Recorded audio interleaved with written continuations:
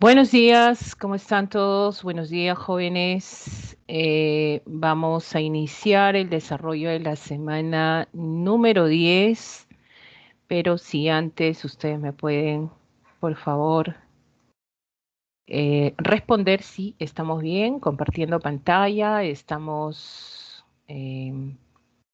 escuchándonos bien, por favor. Buenos días con todos. Vamos a empezar el curso de geografía y también desarrollamos el curso de educación cívica. ¿Ya? A ver, a la espera. Hola, ¿cómo estás, Alexander? Buenos días.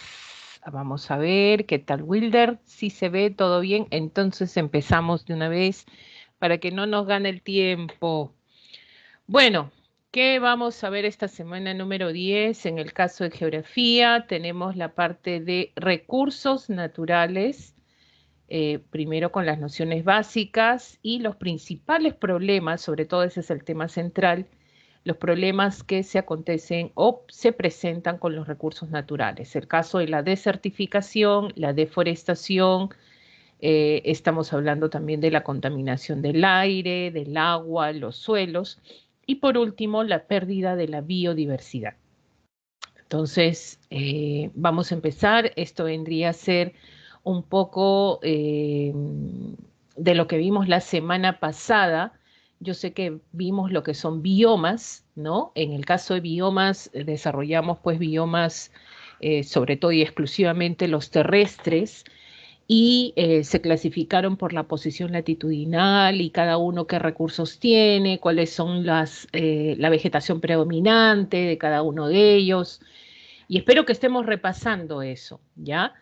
Y también vimos lo que es desarrollo sostenible.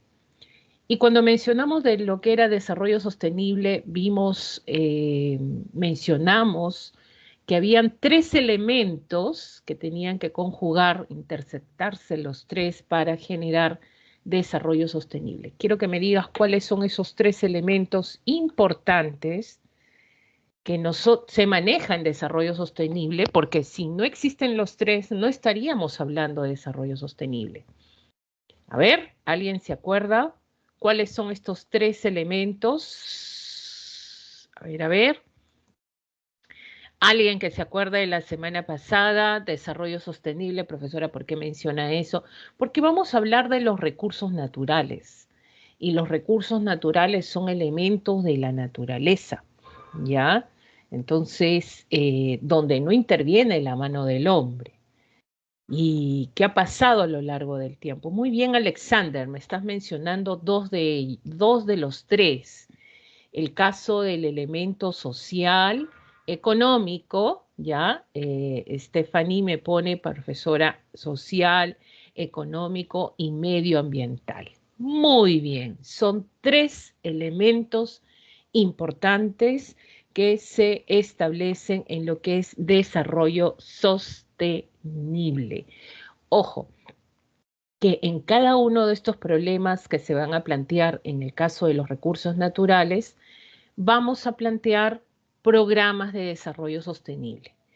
Profesora, ¿y eso qué significa? Si estamos desertificando, si estamos deforestando, si estamos contaminando, si estamos perdiendo la biodiversidad, ¿qué tenemos que hacer para recuperar o para generar que los recursos no se agoten? Porque cuando hablamos de desarrollo sostenible, hablamos del uso racional de los recursos en el presente y también para las generaciones futuras. Entonces, si nosotros hablamos de desarrollo sostenible, tenemos que cambiar estos problemas que acontecen sobre todo en la situación respecto a los recursos naturales, ¿ya? Entonces, cada uno de ellos va a estar planteado con lo que es desarrollo sostenible, porque nosotros acá ya no vamos a explicar tanto, y eso se explicó en la semana número 9. Pero bueno, vamos empezando. ¿Qué son los recursos naturales? Menciona y se dice que son bienes que se obtienen de la naturaleza. Profesora, ¿estos bienes son propios de la naturaleza? Sí es.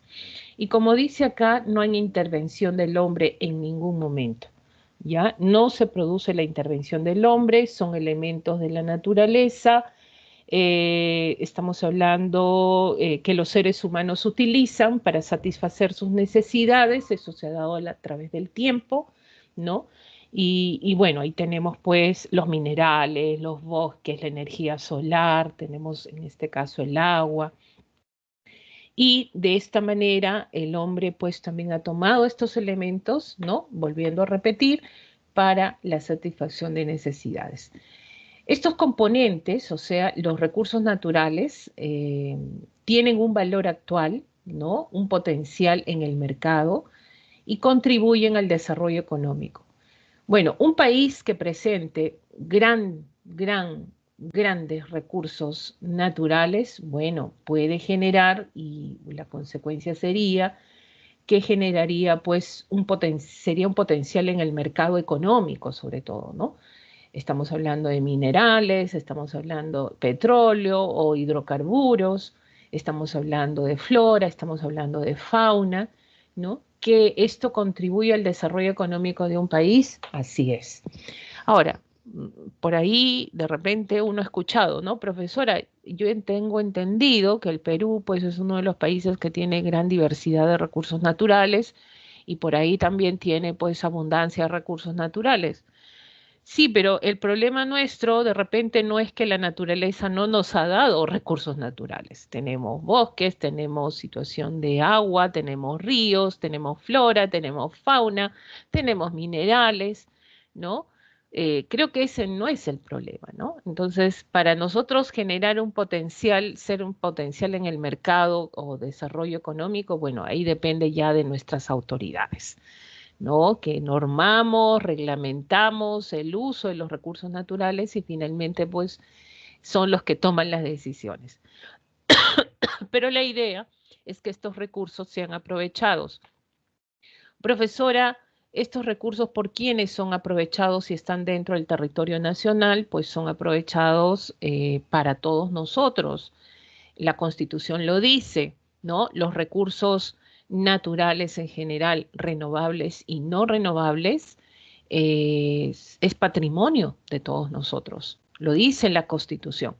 Ahora, nosotros no podemos ir y decir, ah, como es mío, me voy a explotar los bosques de la zona de la Amazonía. No puedes hacer eso. Profesora, pero es mío. No, ya sé que es un patrimonio. Justamente por ser patrimonio hay que conservarlo. ¿Y quién es el único que puede generar su explotación y decidir su explotación? Es el Estado. ¿Ya? El Estado, directamente el Estado se da esa atribución. Si te viene alguna pregunta referente a esto, pues nos guiamos de la Constitución política. El Estado es el único que puede generar la explotación y decidir qué es lo mejor en cuestión de los recursos. Profesora, y lo que decide el Estado y lo que gana el Estado, eso es para todos nosotros, justamente, ¿ya? Porque todos nosotros conformamos el Estado. Entonces, a partir de ahí, pues esto es importante. Ahora, como les dije, esto no es de los recursos naturales, esto no es de que estamos mal, profesora, no tenemos recursos o los recursos se agotan. No, no, no. Las malas autoridades son las que están generando pues esta desazón en cuestión de aprovechamiento y desarrollo económico en nuestro país, ¿ya? Entonces, eso es distinto. Ahora, según la capacidad de regeneración, tenemos los llamados renovables y los no renovables. ¿Qué son los renovables? Se pueden ir renovando mientras se van consumiendo. ¿Ya? Entonces, un recurso de tasa de renovación es relativamente superior a su tasa de uso. Quiere decir, o sea, se renueva, mira la palabra, al ser renovable, pues puedes estar utilizando. Profesora, por ejemplo, los bosques, ¿ya? La energía solar, los peces, crustáceos, claro, hay que hacer uso racional del consumo también de estos recursos, no vaya a ser que lo consumas mucho y generes depredarlos, erradicarlos, no. ¿Ya? Entonces, mientras lo estás consumiendo, se están renovando. Ahora, los no renovables, en este caso, es cuando su tasa de extracción o consumo es mayor que su renovación. Quiere decir, Son aquellos recursos donde vamos a ver, en este caso, que cuando estamos consumiendo, el consumo tiende a ser mayor, ¿no? Tanto es el consumo que finalmente se van agotando con el tiempo. Entonces, es mayor el consumo que su renovación. Por ejemplo, profesora, no renovables quiere decir que se demora en renovarse, o sea, tarda mucho tiempo y el hombre lo utiliza demasiado y eso de esa manera puede desaparecer. Así es, ¿ya? Por ejemplo, ahí tenemos el petróleo, ¿ya? El petróleo es un recurso energético que cuando tú lo consumes, lo utilizas para producción de la industria, en este caso de diferentes tipos, ¿no? Industrias de todo tipo. Tienes la industria hidroeléctrica, la industria, en este caso, para el movimiento de las máquinas, etcétera. Pues bueno, llega un momento que este petróleo se acaba. Profesora, entonces voy a volver después de un tiempo para volver a explotar este pozo petrolero y voy a volver, de repente vuelve a salir petróleo. Ya no.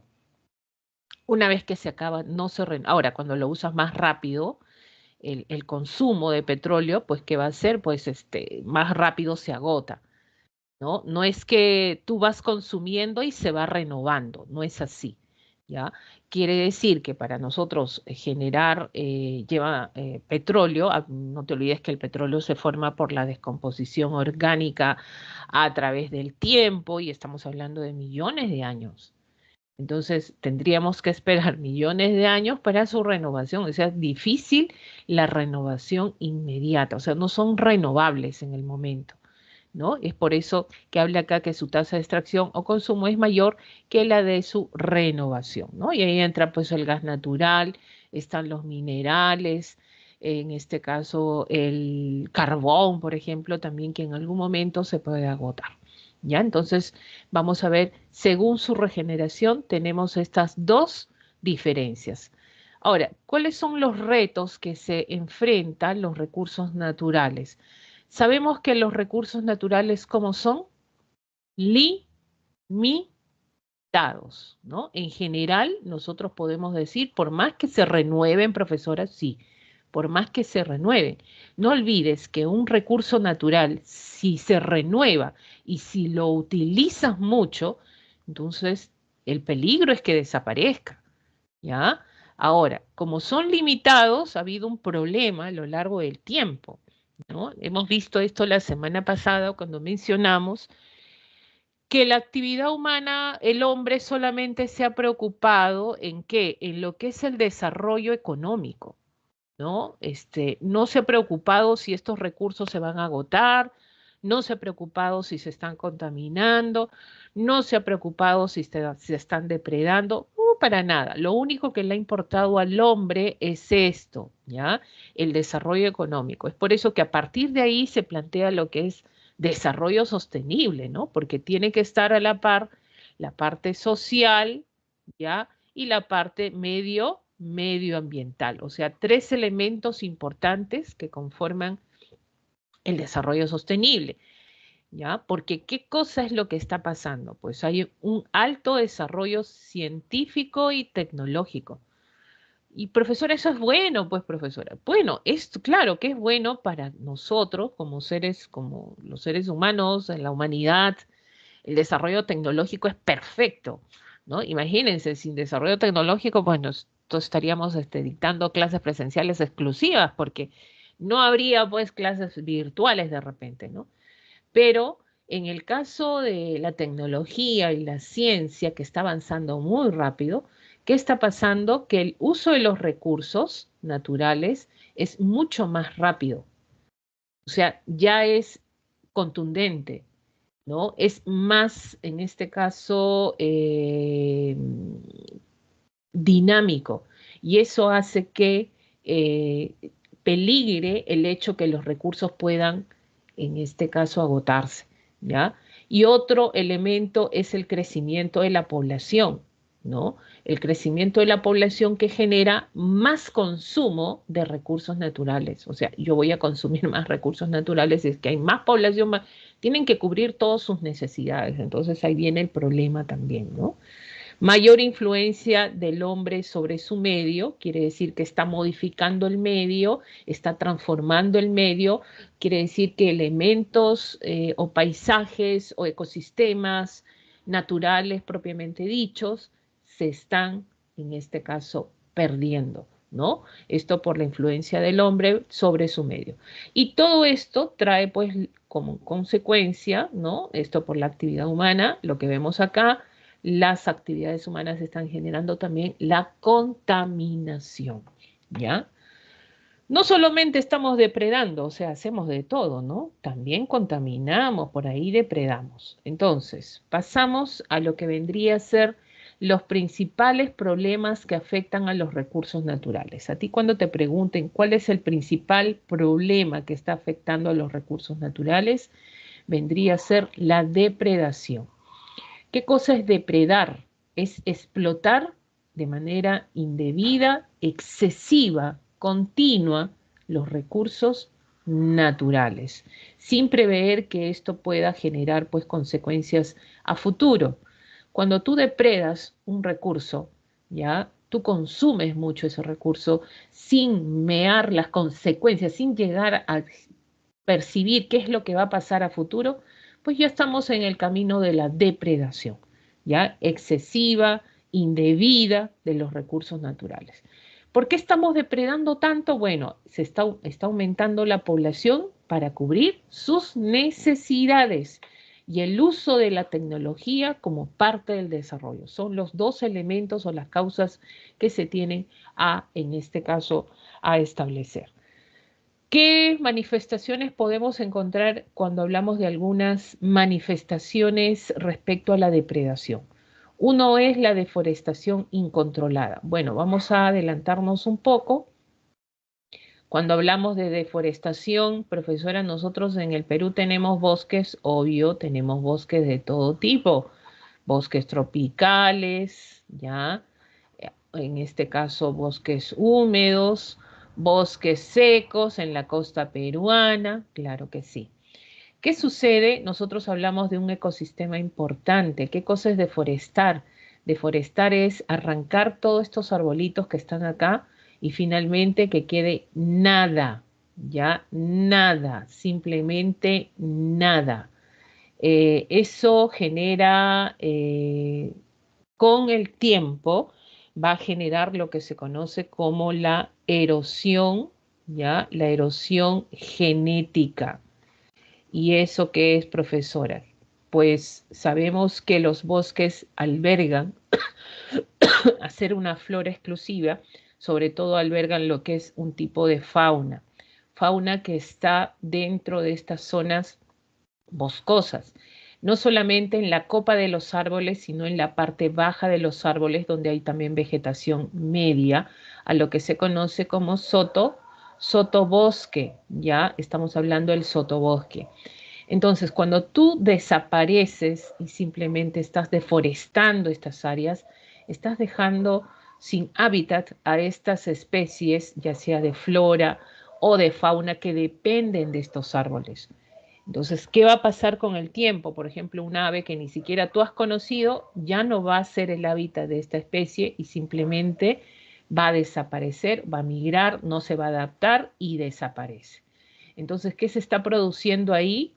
Lo que se conoce como erosión genética, ¿ya? Y esto va a traer como consecuencia la deforestación, la pérdida, ¿ya? En este caso, la pérdida de la biodiversidad, porque fíjense, cuando nosotros deforestamos, ¿qué va a generar? Pues que estos sotobosques desaparezcan, que las condiciones de temperatura aumenten, ¿verdad? Hablamos de la insolación que llega directamente, genera pues elevar la temperatura también, la humedad desaparece, la retención de agua por parte de la vegetación desaparece. Entonces, muchos elementos que se pierden con la deforestación de tipo incontrolada, ¿ya? La quema de cobertura vegetal natural. Profesor, esto es un problema que se da en lugares ancestrales en nuestro país, donde vamos a ver que la población, incluso árboles, ¿ah? Se ha visto árboles, hay vegetaciones, pastos naturales en una zona, ¿no? Puede ser, en este caso, zonas boscosas, zonas donde hay abundante vegetación herbácea, por ejemplo. Entonces, ¿qué sucede? Vamos a ver que la población quiere desarrollar agricultura en este suelo, pero le dificulta estos pastos naturales, esta presencia de estos árboles, y ¿qué hace? Quema la vegetación. Esto se conoce como el rosa y quema, ¿ya? Rosa y quema. ¿Qué significa quemar la vegetación? ¿Para qué? Para que desaparezca la vegetación y tener pues el suelo apto para el desarrollo de agricultura. Ahora, esta práctica es ancestral, algunos hablan de que es buena, bueno, en ningún momento creo que es buena. ¿Por qué? Porque finalmente tú realizas este proceso continuo de quemar la vegetación, va a generar que este suelo a futuro, se va a generar un suelo improductivo, a, a lo que se conoce como la desertificación, ¿ya? Desertificación. O sea, este suelo se va a volver improductivo, ¿ya? A eso se refiere. Entonces, es un problema que acontece justamente por la depredación de los recursos y que el mismo hombre también lo realiza, ¿ya? Contaminación de los mares y ríos. ¿Quiénes contaminan los mares y ríos? Estamos hablando no solo de mares y ríos, también están los suelos, las lagunas, esto por los relaves mineros y la extracción petrolera. Hay una idea que se tiene, ¿no? Cuando nosotros tenemos ríos, ¿ya? Nosotros tenemos ríos, ¿qué sucede? Pues esto de las zonas altas viene, ¿no? La formación de estos ríos. Se tiene la idea que la correntía, las aguas tienden a disipar los agentes contaminantes. En otras palabras, yo vierto a cualquier agente contaminante al agua, el agua viene y como tiene recorrido, ¿no? Limpia ese agente contaminante. Pero ese agente contaminante tiene que llegar en algún momento a algún lugar, pues, ¿no? Entonces acá están los llamados relaves mineros, profesora, y estos relaves mineros que son pues sustancias químicas tóxicas que vienen de las impurezas producto de la minería, ¿no? Y esto, bueno, la mayoría hoy en día de asentamientos, sobre todo, o grupos, en este caso de explotación minera, tienen las famosas reladeras, donde concentran estos desechos químicos para que no verter tanto al agua de los ríos y el vertido sea progresivo. Ojo, ¿ah? No es que no lo hacen, sino que se vierte de manera progresiva. El problema es cuando tú viertes al río una gran cantidad de relaves. Ahí sí matas ecosistema, totalmente, ¿no? Y si sobrevive, porque profesora, igual el río va a limpiar, claro, y si sobrevive, las especies que están en este ecosistema ya están contaminados. ¿Y quién se lo consume? Tú. El hombre consume este pescadito, la trucha, por ejemplo, ¿no? O la especie camarón, lo que sea, porque estamos hablando de un río, ¿no? Puede ser en los ríos amazónicos, puede ser en los ríos de la sierra, ¿no? ¿Y qué sucede? Pues tú empiezas con el proceso de contaminación también. Ahora, estos relaves mineros, miren, en el caso costeño, porque sabemos que hay asentamientos mineros en la costa peruana, ya centros mineros en la costa, o sea que están vertiendo relaves y esto fue advertido hace mucho tiempo por gobiernos anteriores, ya, donde están desechando los relaves y finalmente este río donde está llegando al mar. Y es por eso que están prohibiendo el consumo de especies cercanas a la costa para el consumo humano que va a ser perjudicial, que estas especies también tienden a contaminarse. Ese es el producto, ¿no? Esta cadena contaminante que se produce justamente cuando hay el vertido de estos relaves mineros. Ahora, esto procede ¿dónde, profesora? Esto hay en la costa, ¿eh? Relaves mineros hay en la costa, hay en la sierra que se han producido también estas situaciones y en la selva. Hablar en la selva de relaves mineros producto de las dragas, del uso del mercurio, por ejemplo, eso sí, cada vez que te pregunta en la selva, contaminación de ríos y suelos, pues madre de Dios, ¿ya? Ahí hay que destacar a madre de Dios, lamentablemente. ¿Por qué, profesora? Bueno, se supone que la contaminación de los mares y ríos, también a esto, a los suelos, es producto de la producción industrial, no necesariamente a veces, en este caso informal, ¿no? La explotación de oro, ¿no? En Madre de Dios, las fotos que se tiene de esta zona son catastróficas, ¿no? Una bomba atómica creo que sería nada comparado con lo que pueda pasar ahí, ¿ya? Entonces miremos ahora nuestros gráficos, fíjense ustedes, ¿ya? La deforestación, fíjense cómo queda, ¿no? Abandonado. Ahora, estos suelos supuestamente tienen que ser aprovechados para la agricultura, pero ustedes saben que la agricultura también genera contaminar el suelo. Entonces, miren, uno con otro. Profesora, ¿y no podemos entonces hacer nada finalmente? Bueno, no es desarrollo sostenible, no te dice no hagas nada, no viertas nada. Entonces, la idea es cambiar tu estilo, cambiar la forma y no generar tantos agentes contaminantes que no sean tan agresivos en la naturaleza. ¿No? La pobre tortuguita, ¿quién la salva? Imagínense, ¿no? Todo lo que vertemos al mar, a los ríos, y ahí está la quema de la deforestación. Bueno, ahí más lo que parece acá creo que es un incendio forestal, ¿no? Pero también a veces los incendios forestales son causados por la actividad humana, o sea, por el mismo hombre. Bueno, nos vamos entonces al segundo problema, ya este segundo problema referido a lo que es la desertificación. En el caso de la desertificación, que dice es la degradación del suelo en zonas áridas, semiáridas, subhúmedas debido a actividades humanas y variaciones climáticas donde éste pierde su capacidad productiva progresiva. Profesora, ¿qué cosa es desertificación? Miren, para nosotros entender lo que es desertificación, miren, este suelo ya se está desecando, así se llama el término, ¿no? Se produce la desecación. ¿Cómo lo entendemos? ¿No?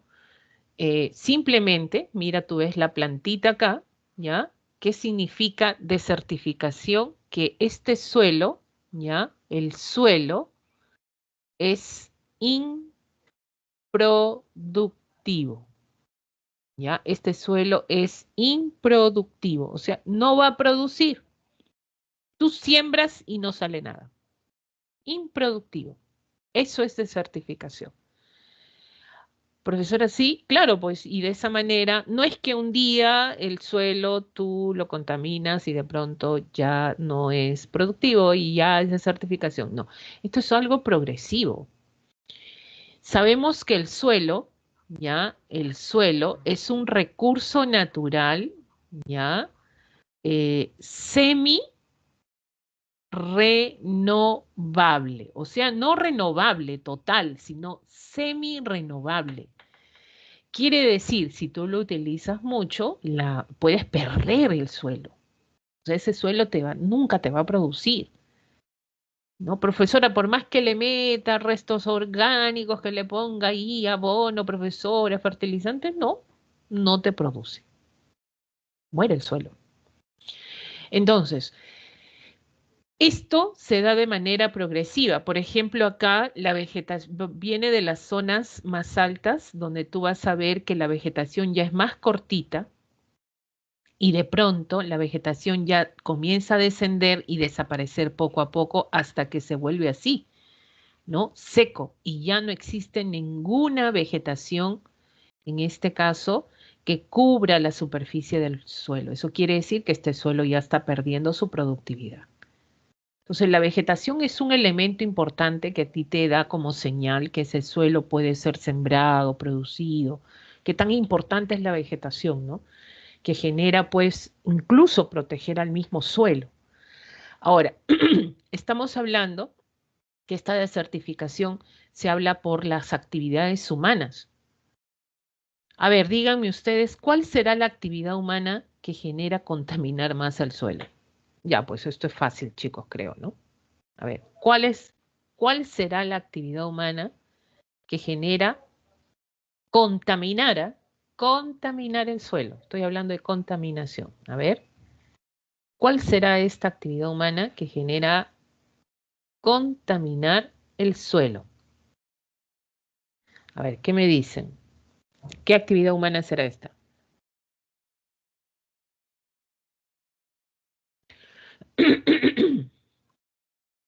A ver, nadie, chicos. A ver, ¿qué actividad humana es la que te genera, o estamos en general, vamos a ponernos todos ahí, ¿ya? Que está contaminando el suelo. ¿Qué cosa está contaminando el suelo? Siempre porque se utiliza justamente, porque si hablamos de suelo y si hablamos de certificación, de este suelo obtenemos qué cosa, ¿no? Plantitas, profesora, claro, pero nosotros a lo largo de mira, la revolución neolítica, ¿no? ¿Te acuerdas de la revolución neolítica? ¿No?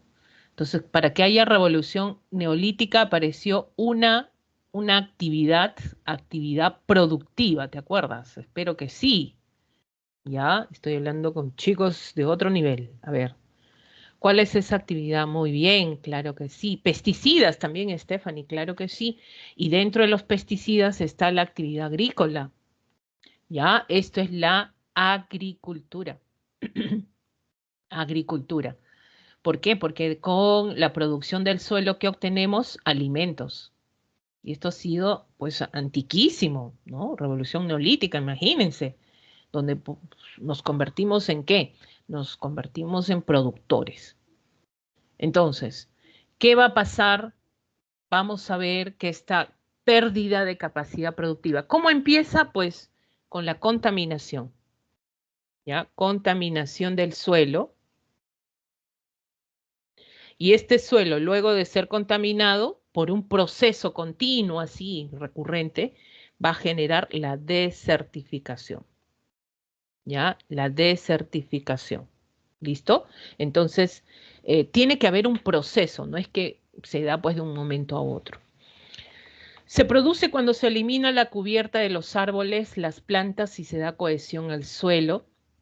Los animales consumen todo el pasto y erosionan la capa superior. Profesora, ¿cómo los animales pueden hacer eso? Esto se conoce como el sobrepastoreo, ¿ya? Estamos hablando del sobrepastoreo. El sobrepastoreo es cuando tú comienzas en el mismo lugar, a la misma hora, todos los días, mañana, tarde y noche, comienzas a llevar tus animales a un lugar donde arrancan los pastizales. Lo arrancan con la boquita, ¿no? Y sacan de raíz las plantas. Entonces eso hace que las plantas ya no crezcan o demoren en generar el crecimiento y poco a poco pierden esa capa superior del suelo, se va erosionando porque los vientos, la lluvia, erosionan, desgastan en esa capa fértil del suelo. Cuando está expuesta, fíjense qué tan importante es la vegetación que cubre el suelo. Entonces, cuando no hay vegetación, ya los animalitos han arrancado todo esto, pues comienza a generar la pérdida de esta capa fértil del suelo, ¿no? La agricultura intensiva, profesora, ¿por qué no la agricultura extensiva, profesora? Porque la agricultura intensiva utiliza tecnología, ya fertilizantes de pesticidas de larga vida, fertilizantes en este caso que tienen larga duración, etcétera. Utilizan tecnología y ese es el peligro, que a futuro generan contaminar el suelo también, ¿ya? Que agota los nutrientes del suelo. Y los periodos de sequías muy prolongados, ¿no? Las faltas, sobre todo, de lluvias, la sequedad hace que no se generen pues la renovación de la vegetación y eso a futuro pues la desertificación. Bueno, más que nada sobre todo la erosión del suelo. Bueno, entonces nos vamos la desertificación en el Perú. Profesora, ¿qué significa? ¿Hay suelos desérticos en el Perú? Parece que sí. Estamos en el tercer lugar entre los países con mayor extensión de tierras secas, sobre todo a nivel del sur. Ya tenemos las tierras más secas que alcanzan 516.000 kilómetros cuadrados, lo que constituye el 40% de la superficie del país. Bueno, eso por las malas prácticas también que se generan. ¿Cuáles son los factores del hombre que están generando la desertificación en la costa, en la sierra y en la selva? ¿Ya? Chicos, en la costa norte, vamos a la costa norte, abarca regiones de Tumbes, ya cuando hablamos de costa norte, Piura, por ejemplo, ¿no? Sabemos que acá las condiciones climáticas también tienden a ser un factor indicativo importante, ¿ya? Vamos a ver que en la zona norte del país, por ejemplo, en el caso de Tumbes y Piura, acá las lluvias, ¿cómo son? Las lluvias son fuertes, no son como la costa central, ¿no? La costa central sur, donde pues simplemente tenemos garúas, lloviznas, acá no llueve fuerte, por eso que se forman, hay formación de vegetación, ¿no? Como se ve acá, ¿no? Por ejemplo, ahí destaca el algarrobo y árboles ¿no? que generan la formación boscosa, pero por un tiempo, ¿por qué? Porque estas lluvias son estacionales, ¿ya? Solamente llueve en verano, nada más. Entonces, es un factor que hay que mencionar, sí, hay que conocer, y esto lo sabes de dónde. Esto lo sabes porque hemos visto el tema de clima. Entonces, ¿cuáles son estos factores que están generando desertificación en la costa norte? La erosión hídrica y eólica por la tala y quema de la vegetación y el sobrepastoreo de las cabras. Profesora, la erosión del agua y el viento, claro, porque la vegetación, mira estas cabritas, las cabras que están haciendo, están arrancando la vegetación, miren, están dejando espacios vacíos. Estos espacios vacíos que hacen que en esta zona ya no crezca vegetación. Y eso que va a generar que cuando vengan las lluvias arrasa la capa fértil de acá, erosiona, y los vientos también generan erosionar esa capa fértil. Entonces ahí viene ese problema. La salinización por excesivo riego y mal drenaje también que se produce acá. Salinización, profesora, sí, lo que pasa es que elementos mineralógicos tienden a ascender. Es malo que el agua empose en una superficie. Cuando el agua empoza, ¿ya? ¿Qué significa? Pues que elementos mineralógicos ascienden a la capa fértil y contaminan este suelo y generan lo que se conoce como salinización. Y se vuelve ahí como, ¿no? Blanquizco, ¿no? Genera en este caso la presencia de estos minerales que van a toxificar y contaminan el suelo y posteriormente la desertificación, ¿no? La desertificación por la tala de bosques de algarrobos. Mira, están consumiendo algarrobos. ¿Para qué? Para leña.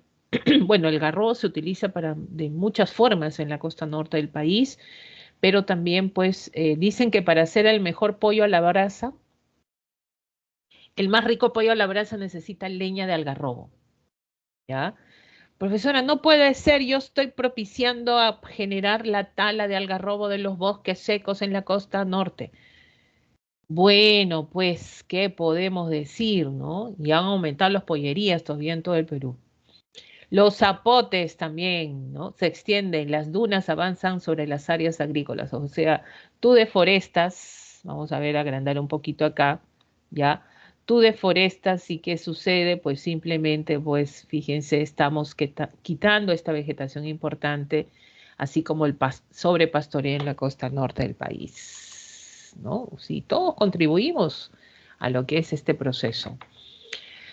En la zona del sector centro-sur, la salinización es el principal problema, ¿no? Esto por el excesivo riego y mal drenaje. Ojo, que la salinización en este sector, no te olvides, se da por esto, sobre riego, excesivo riego y mal drenaje. Cerca del 40% de las tierras agrícolas están siendo afectadas. Hay erosión eólica, hay erosión fluvial, ¿no? También quema de la vegetación, profesora, sí, en esta zona centro-sur. Erosión fluvial, los ríos arrastran las tierras por la falta de vegetación. Y es verdad, porque miren, los ríos simplemente, como ya no hay vegetación que contenga cuando viene y hay crecida de aguas, ¿no? Los cauces a veces ni los contienen. ¿Qué sucede? Se desbordan. se desbordan y arrasan con todo, y arrasan con todo, y esto también en este caso hace pues que este suelo ya no sea pues óptimo, y en algunos casos pues, hay depositación de sedimentos, pero están desbordándose por la falta también, ahí asumen por la falta de vegetación, ¿ya?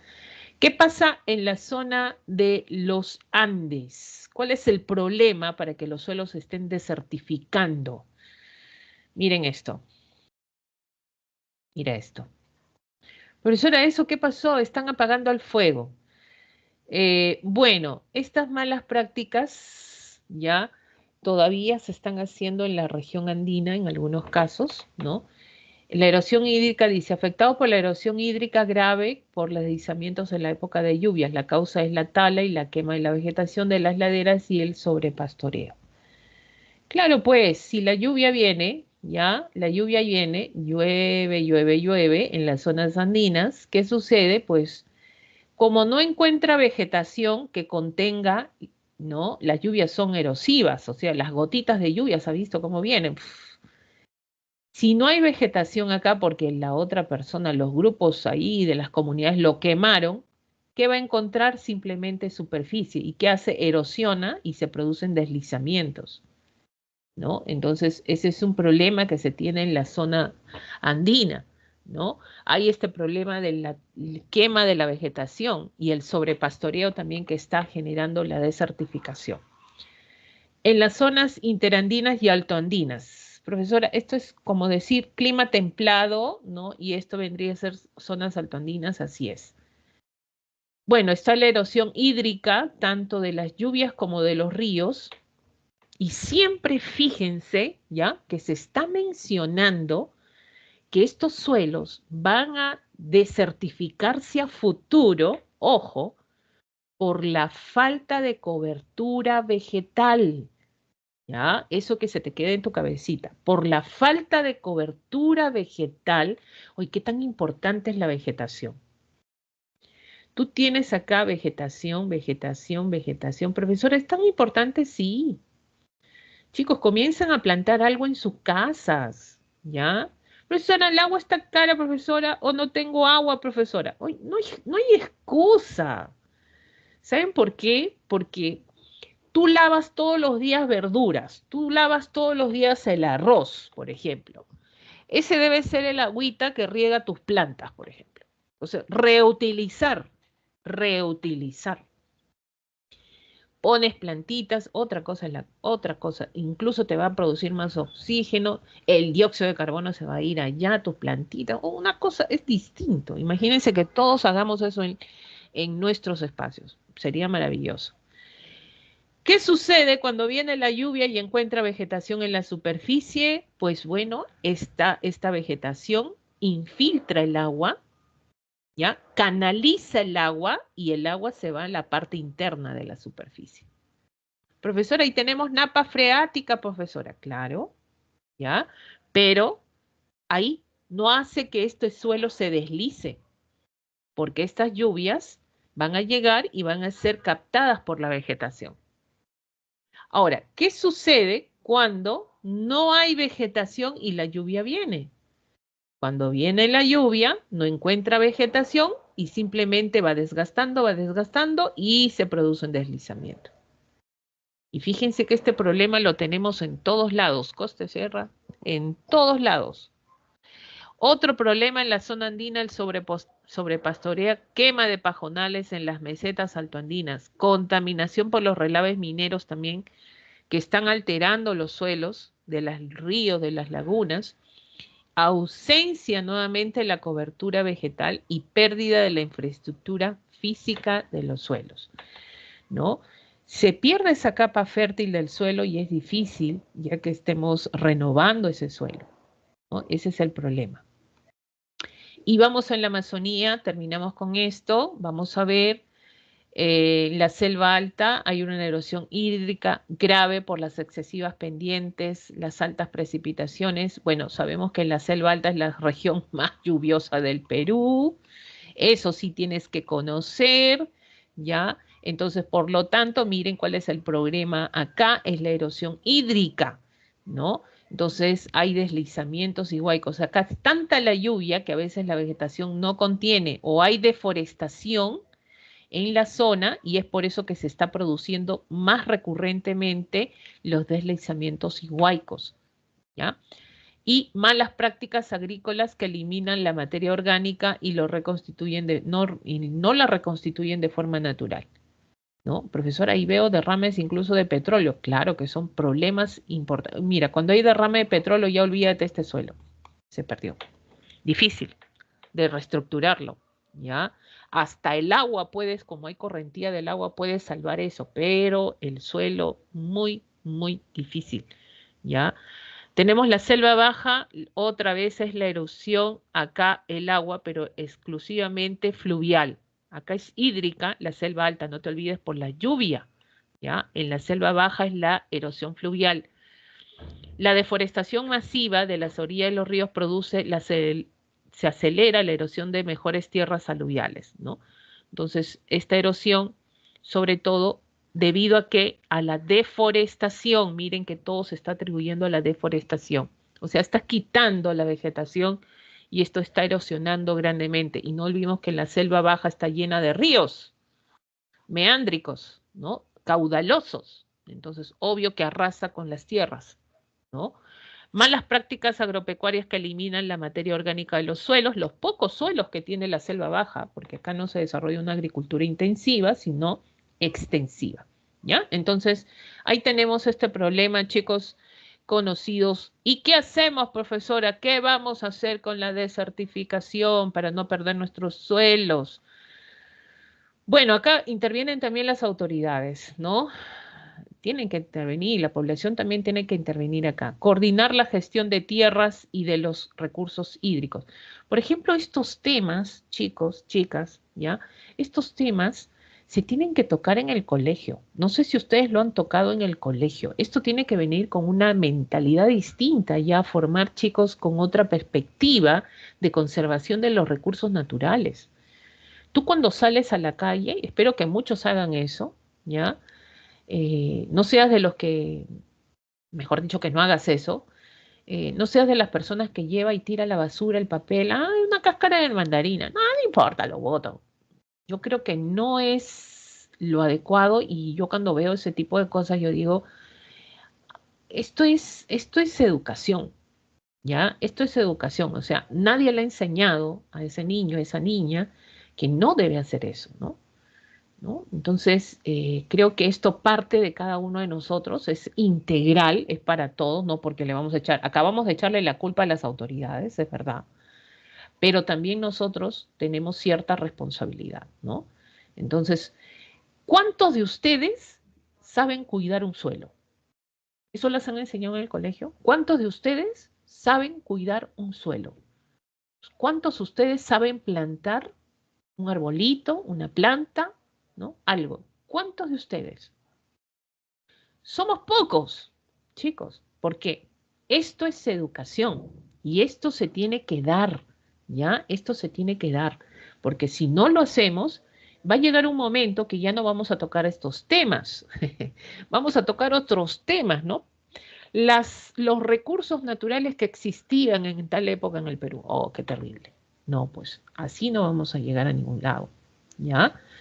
Bueno, ¿qué vamos a hacer con las medidas de desarrollo sostenible, ¿no? Coordinar la gestión de tierras y de los recursos hídricos. Bueno, hay que ver qué zonas son, es que para eso es la geografía, ¿no? Para estudiar cuáles son las zonas óptimas, no adecuadas, dónde podemos aprovechar los recursos de manera sostenible. Sabemos que en la selva alta llueve mucho. ¿Qué hacemos? Hay que generar sistemas de contención, que no se produzca mucho la deforestación, va a generar pérdidas. O sea, tenemos que coordinar gestión de tierras y recursos hídricos, proporcionar a las comunidades locales los medios necesarios que puedan prevenir la desertificación. Esto es educar, ¿ya? Educación, porque si no les enseñas, si no les dices cómo prevenir esta desertificación, ellos van a pensar que siguen generando buenas cosas y no van a generar esa contención. Apostar por la vida alternativa, dice, aquellos que no generan, en este caso, el uso tradicional del suelo. Por ejemplo, deja descansar el suelo un rato, ¿ya? Para que se renueve. Puedes desarrollar la acuicultura en zonas secas, pero para eso tienes que aprender todo esto, ¿no? Profesora, ¿qué cosa es la acuicultura? Bueno, es la crianza de especies, en este caso, pues, en agua, ¿no? La trucha, langostinos, por ejemplo, ¿no? Es cuando tú desarrollas acuicultura, agricultura de invernadero, lo que vemos acá, ¿no? En espacios más pequeños, más cerrados, donde puedas generar también desarrollo agrícola, actividades relacionadas con el turismo. Dicen que el turismo es una actividad no tan agresiva, porque lo que ven del turismo pues son expresiones culturales, tradiciones, costumbres, ¿no? Y no hace uso tanto de la tierra, ¿no? Y de los recursos, en este caso, naturales locales. Muy bien, esto es con respecto a la desertificación. Hay otro problema que se tiene, es considerado uno de los grandes problemas también en el caso peruano, es el retiro de árboles sin su replantación adecuada a lo que se conoce como deforestación. Miren estos huecos, miren lo que hace la población, ¿ya? ¿Saben cómo se llama esto? Agricultura migratoria. O sea, migras o mira, todo este espacio cuadradito has deforestado, como que vas a vivir en este cuadrado y alrededor de bosques. Y finalmente, ¿qué estás haciendo? Estás agrandando los espacios en este caso, de deforestación.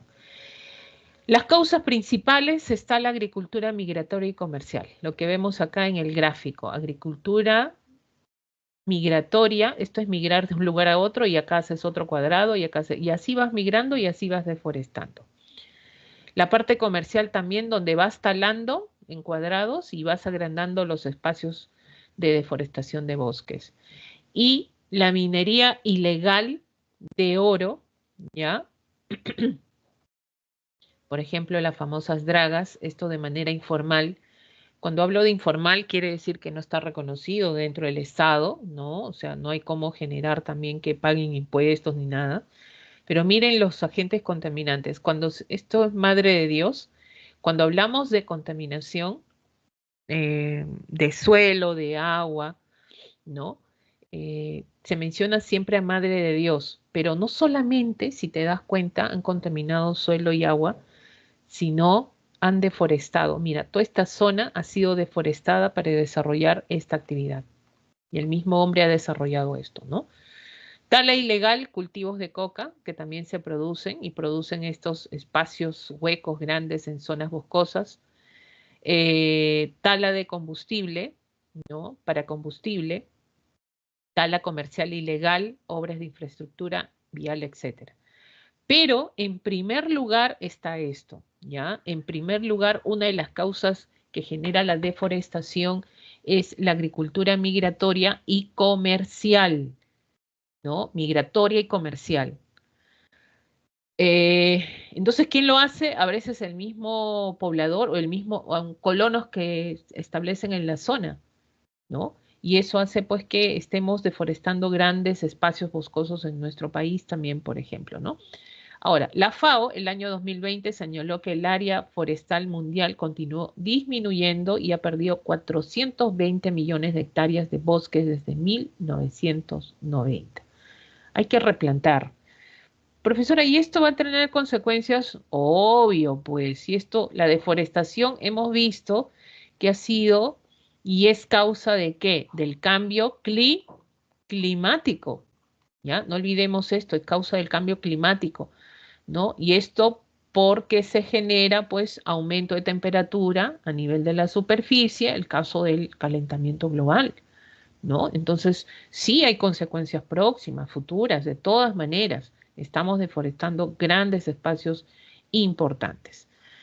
Muy bien, la floresta en el Perú, ya es el recurso natural renovable más notable del país, pero la tendencia, en este caso, absolutamente creciente de la deforestación ha perdido, bueno, hemos perdido, seguimos perdiendo, sobre todo 7.800.000 hectáreas del territorio nacional, según el proyecto de monitoreo de la Amazonía.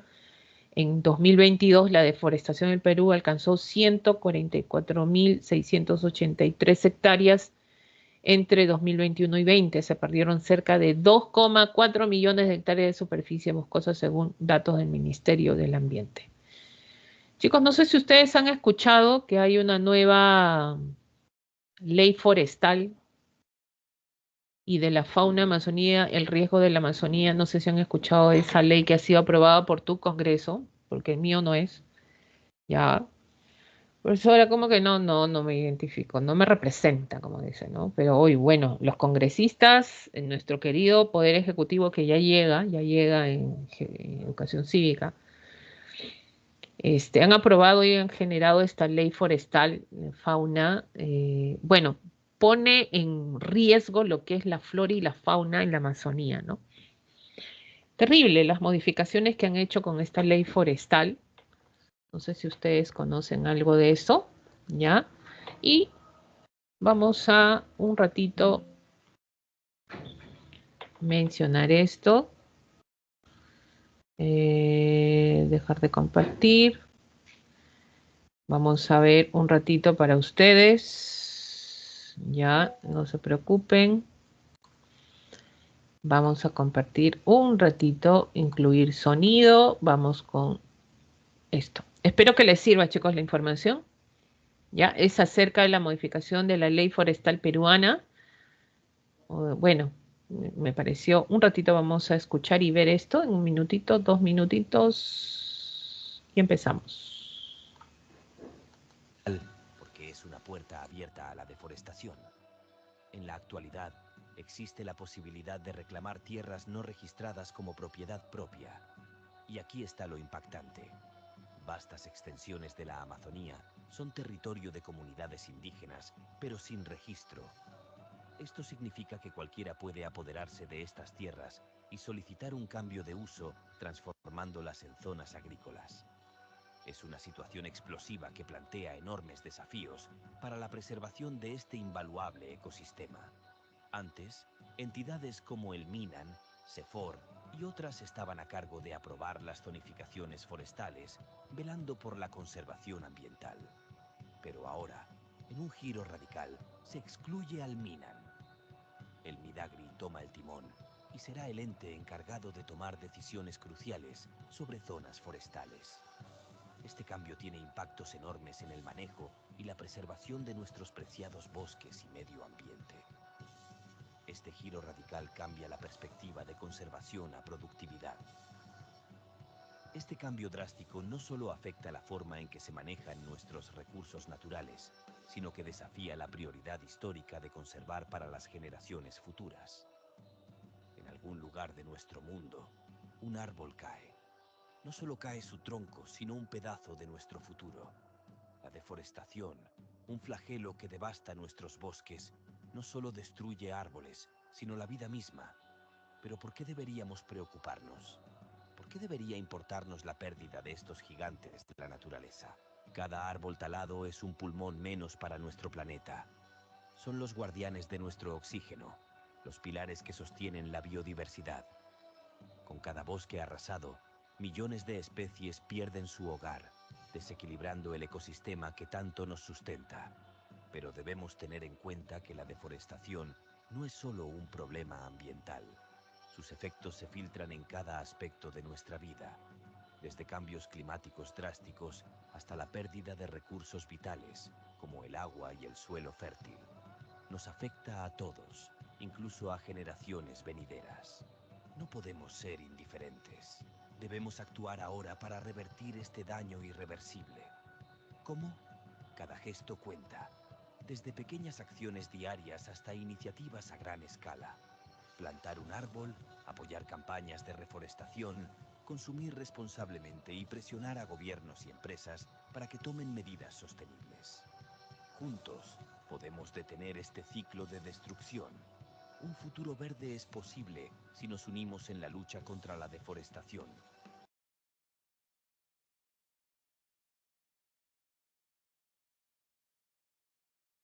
Bueno, chicos, ya tenemos entonces. Profesora, ¿cómo ha sido esto de la ley que se ha emitido, esto de la ley deforestación nueva que se ha aprobado está referida sobre todo a lo que es que ahora se puede deforestar fácilmente, ¿no? Cualquiera puede presentar su proyecto y pues bueno, le dan las facilidades para que lo hagan. Antes esto era regido por el Ministerio del Ambiente y organismos, en este caso adscritos, pero ahora ya no, ahora pasa al Ministerio de, lo que era el Ministerio de Agricultura. Y bueno, y lo peor de todo es que alguien puede ir y reclamar, como dicen, tierras ahí y adjudicarse las tierras, ¿no? Sin medir las consecuencias que existen, también hay población nativa en la zona. Entonces, esto han tomado como una situación que puede generar que la deforestación, ¿no? Y eso es lo que va a pasar, la deforestación en nuestro país va a aumentar. Lamentablemente, ¿no? Esperemos no tener mayores, sobre todo, situaciones negativas al respecto a esto. Bueno, chicos, bueno, no hay comentarios. Bueno, ni siquiera, bueno, ahí Patricia pone su carita de profesora, estoy molesta. Bueno, todos estamos molestos, ¿no? Porque al final son nuestros recursos y al final son parte de estos lugares que forman parte de nuestro territorio, ¿no? Y tenemos que cuidarlo, es verdad. ¿Ya? Y como dice el video, parte de nosotros también, que es importante. Bueno, ¿qué departamentos son los que está aumentando los departamentos, que esto es lo peor, ¿no? Loreto, Ucayali, San Martín, Huánuco, Madre de Dios, Junín, Pasco y Amazonas. Profesora, en los otros no hay, sí hay, pero en menor proporción. Estos son los que generan mayor deforestación en nuestro país, ¿no? Incluso, pues, en los bosques secos de nuestro país también, ¿no? Están teniendo ese problema.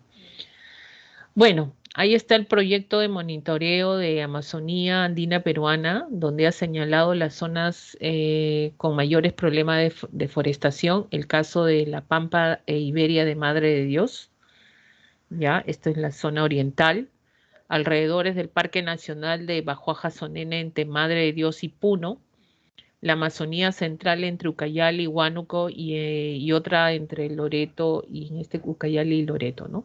Entonces, ¿qué coincide este mapeo? Sobre todo es que es la zona de la Amazonía, ¿no? La zona de la Amazonía está siendo mayormente generada en deforestación y hay proyectos monitoreando esta situación, pero con la ley un poco que se atan de manos también, ¿no? Por ahí, por ese lado.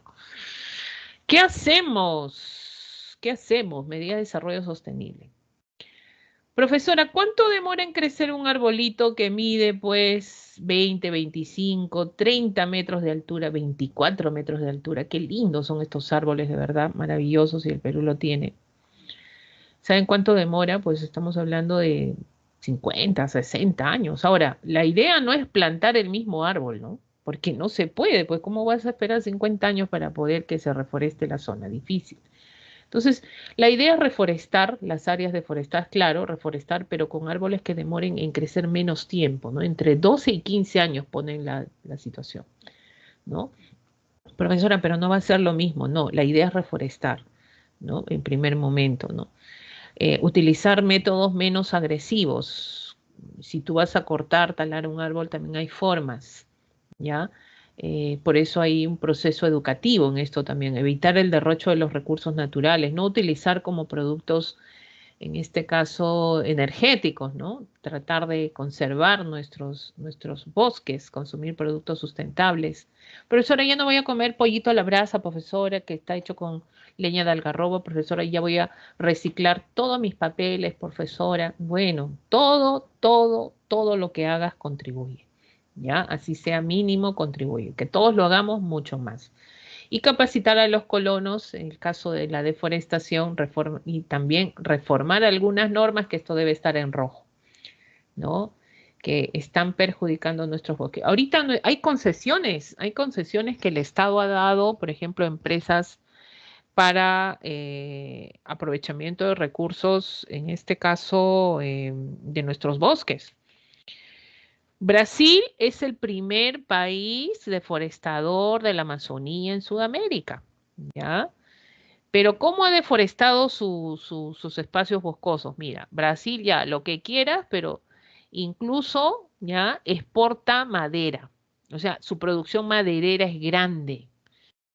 Perú, ya, segundo lugar en bosques en Sudamérica, en este caso, ¿no? En este caso, pero no deforesta para hacer una producción maderera, no deforesta para eso. Deforesta quemando, quemando la vegetación o talando indiscriminadamente para venderlo. Nada más.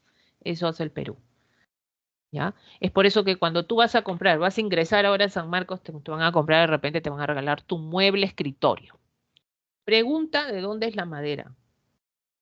La mayoría no es de Perú, ¿ya? Y teniendo el Perú, pues zonas boscosas, no desarrollamos industria maderera de gran escala. La mayoría te va a decir Brasil. Así estamos, chicos. Vamos. Contaminación del agua. Ya tenemos ahí contaminación del agua. Y cuando hablamos de contaminación del agua, hablamos cuando el agua cambia de calidad de su recurso de tipo químico, biológico, físico, ¿ya? Y que hace perjudicial a los organismos vivos. ¿Qué pasa si nosotros tomamos agua contaminada? Pues bueno, nos enfermamos, nos viene una diarrea, comenzamos a sentirnos mal, nos entra una bacteria, ¿no? Incluso puede generar enfermedades letales, es verdad, ¿ya? Entonces, causas, introducción directa o indirecta de las sustancias contaminantes a los mares, lagos, ríos y acuíferos. Todo, todo lo que tú viertes al agua contamina.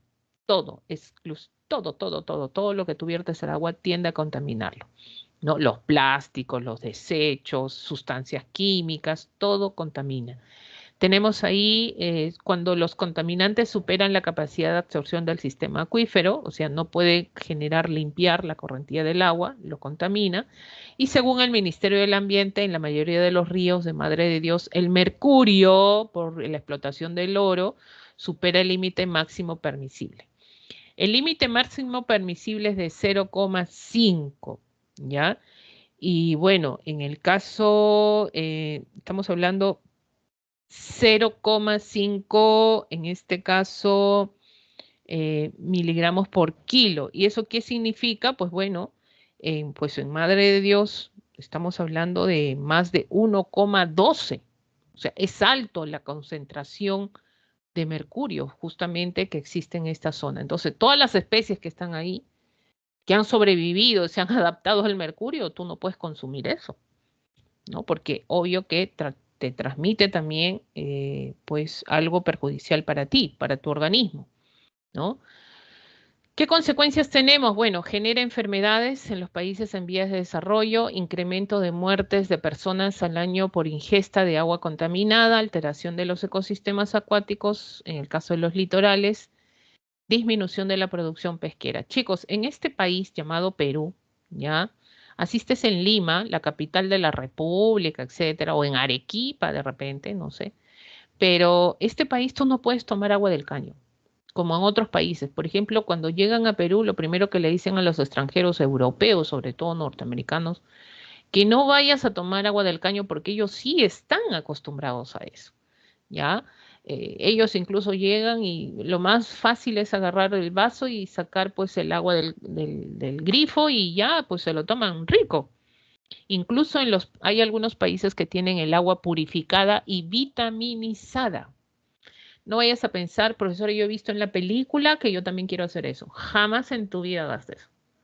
Profesora, pero ahí está la tarjeta, las zonas de filtración de agua. No, no, no, no y no.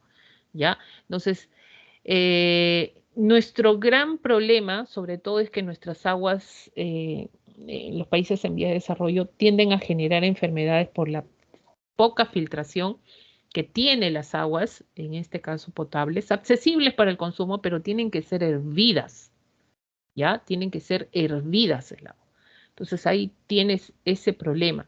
¿no? Entonces, no tratemos de consumir directamente agua del caño. Te entra la bacteria del Helicobacter, ya fuiste, ¿ya? Entonces, hay que tener mucha precaución con eso. Se alteran los ecosistemas, disminución de la producción pesquera en todo momento, esto por la contaminación del agua.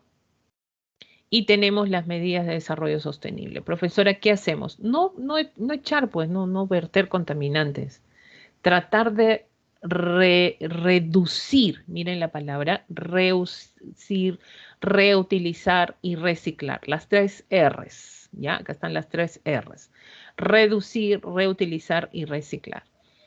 Reutilizar y tratar las aguas residuales, ¿no? Aquellas, pero estas aguas residuales, profesora, de los desagües, por ejemplo, estas aguas se pueden tratar y reutilizar, sí, pero no para consumo humano, esto es para riego, por ejemplo, ¿no? O reciclar los contaminantes también, no verter al agua todo lo que tú encuentres.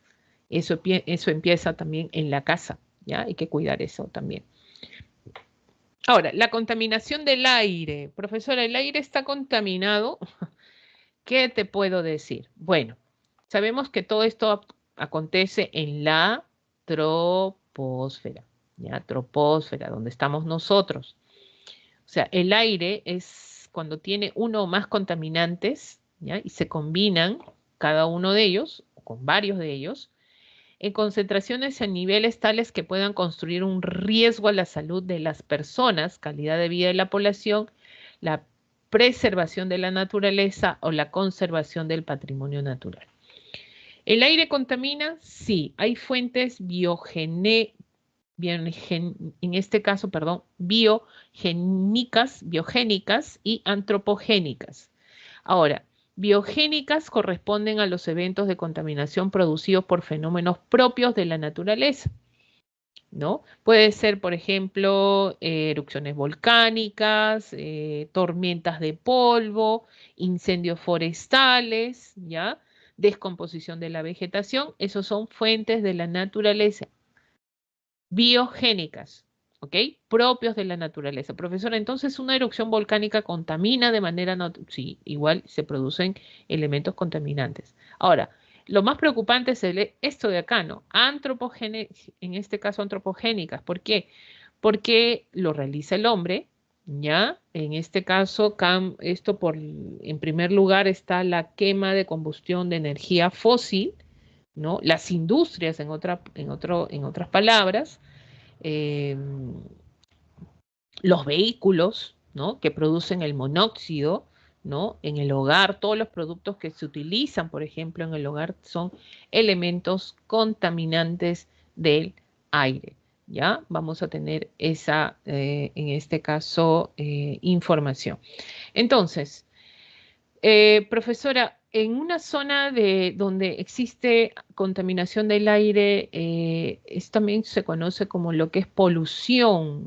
Sí, no olvides que los contaminantes del aire, cuando son producidos por fuentes humanas, eso hace que sean muy tóxicas, irritantes.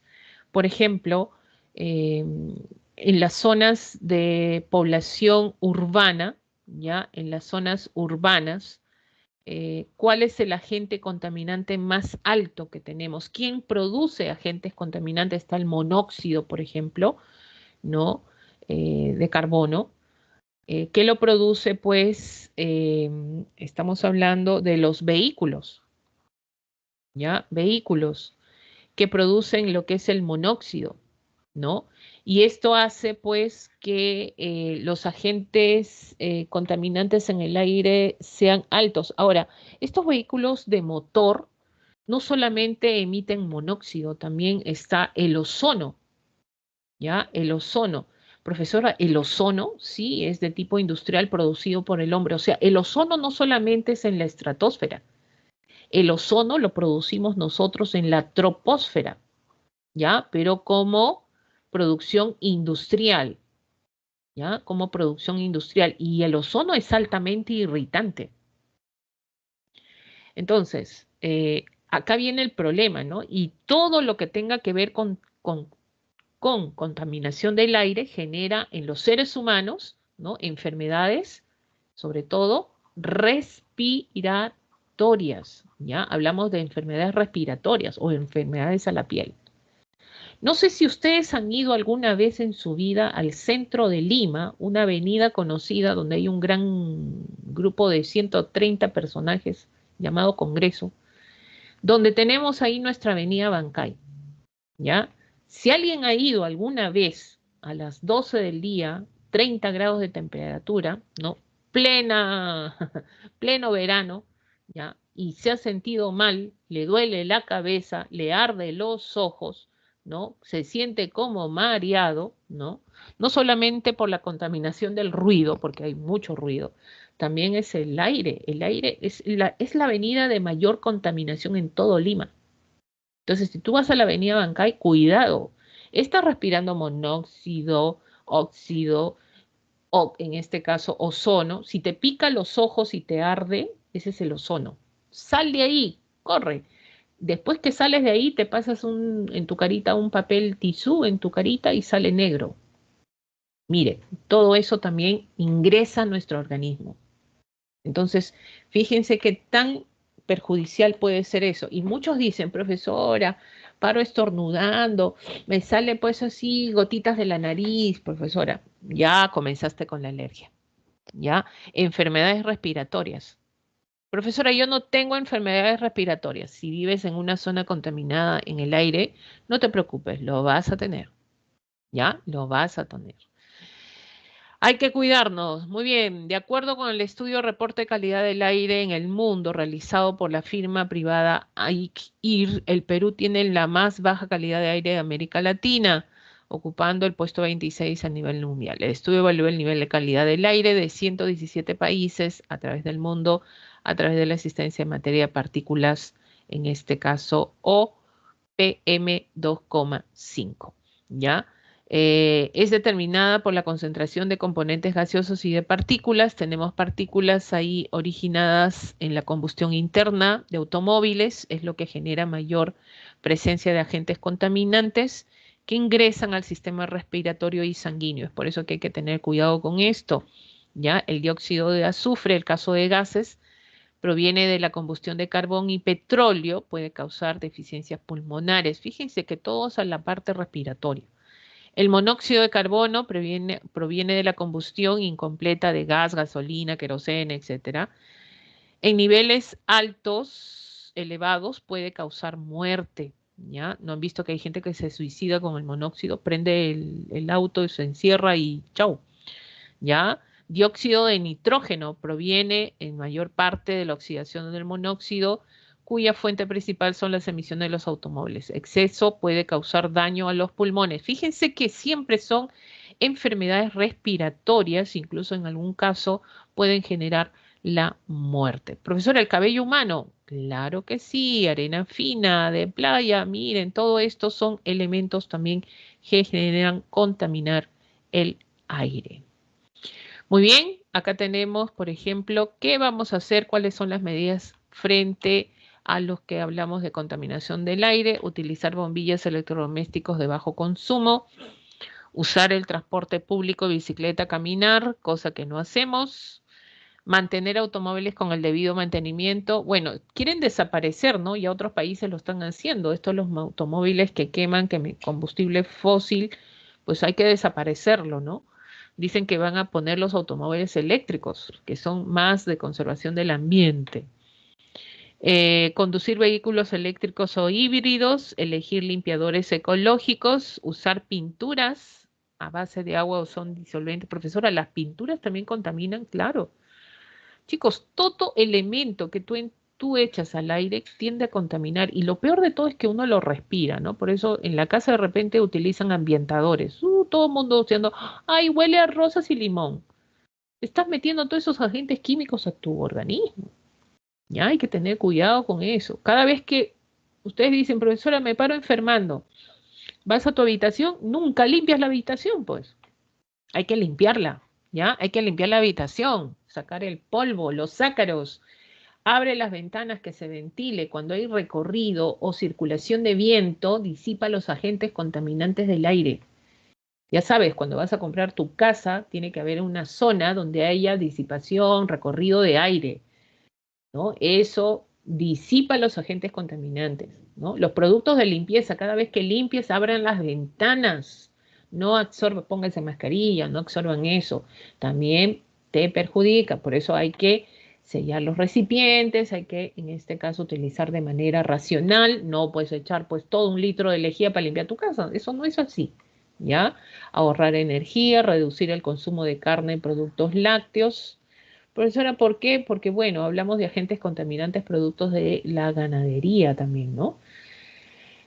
Compostar abono orgánico, alimentos orgánicos, esto viene de la agricultura, que también es otro elemento, bueno, en este caso colateral, que produce lo que es la contaminación. Disminuir el uso de plásticos y evitar la quema de basura. Bueno, hay que reciclar los plásticos, ¿no? Hay que, para reutilizarlos otra vez, porque ¿cuánto demora en descomponerse esto en la Tierra? Esto está generando, pues, estamos hablando de 300 años como base, ¿no? Para que desaparezca un plástico en el planeta. Bueno, tenemos acá la contaminación del suelo, es la alteración del recurso por la necesidad. Mira, ¿por qué se contamina el suelo? Por sustancias químicas producidas por el hombre. Y acá, sobre todo, como vemos en el gráfico, la agricultura, ¿ya? Es la primera actividad económica que tiende a generar esto. Entonces, ¿por qué se contamina el suelo? Ahora, ¿cuál es el problema que el suelo esté contaminado, profesora? Que a futuro este suelo puede generar desertificación. ¿Qué significa desertificación? Improductivo. Ya puede generar que este suelo sea improductivo. O sea, si este suelo se llega a contaminar, puede ser improductivo al futuro. Entonces, ¿cómo es que se contamina el suelo? Prácticas agrícolas deficientes, gestión inadecuada de desechos sólidos, almacenamiento de residuos químicos nucleares peligrosos de manera insegura, que no generen protección, lixiviación de los vertederos mal administrados, o sea, que el desgaste de estos vertederos que finalmente, ¿de qué? ¿No? Se corroen y finalmente, ¿qué sucede? Se vierten y generan contaminar el suelo. Vertido descontrolado de residuos domésticos, industriales, en este caso, y mineros, ¿no?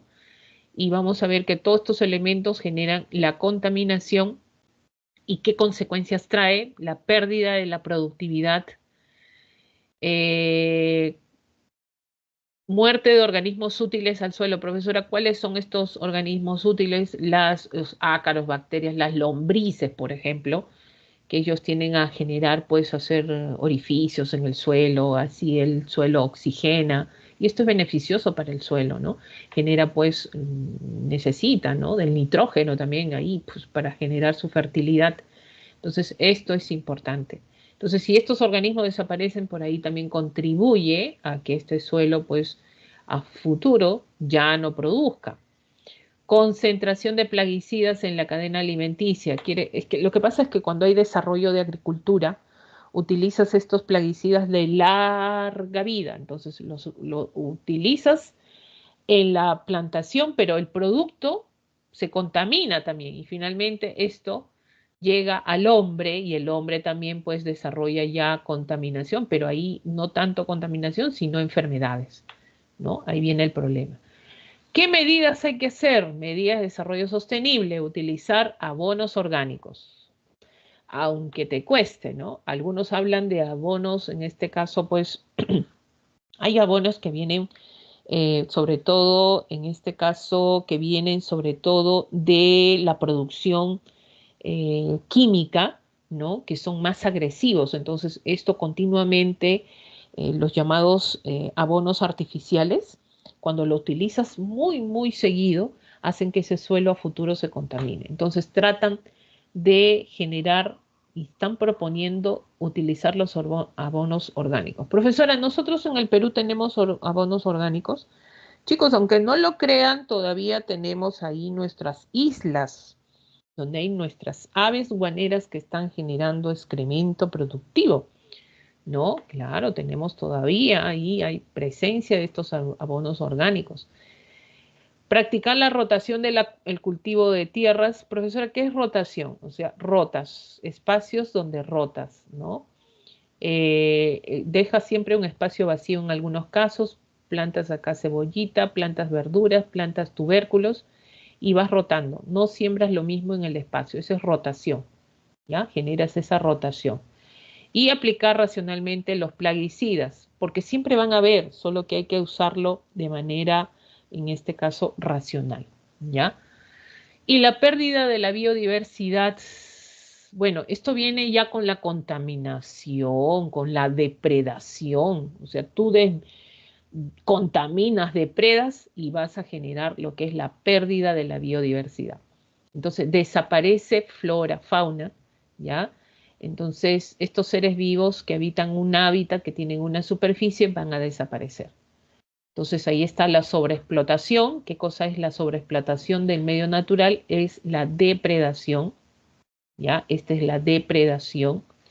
Pérdida y degradación de hábitats, que se da por la depredación. Fíjense que la depredación es la cuna de todo. Contaminación del ambiente, introducción de especies invasoras, ¿no? Efectos del cambio climático que van a acontecer. ¿Qué consecuencias vamos a tener? Bueno, si hay pérdida de biodiversidad, los recursos pues también desaparecen, ¿no? La seguridad alimentaria no va a haber, va a desaparecer. Va a ser más vulnerable, vamos a ser más vulnerable a los desastres naturales. Imagínense, si no existe flora, pérdida de la biodiversidad, cualquier desastre natural pues va a arrasar con todo más fácilmente con nosotros. La seguridad energética, el acceso al agua limpia y a las materias primas. Eso es lo que vamos a generar si es que vamos a perder nuestra biodiversidad, cosa que esperemos no pase eso. ¿Qué hacemos? Desarrollo sostenible, profesora.